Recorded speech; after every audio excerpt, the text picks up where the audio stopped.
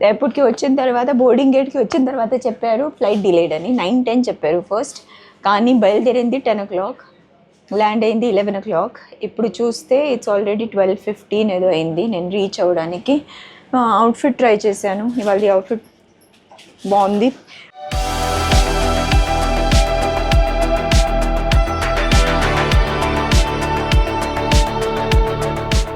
So ఇవాళ సాయి రాలా, సాయి బదులు రాకేష్ మస్తాన్ అని కొత్త ఆయనకి పిలిచారు. చూద్దాం ఎలా చేస్తారు, నాకు తెలీదు.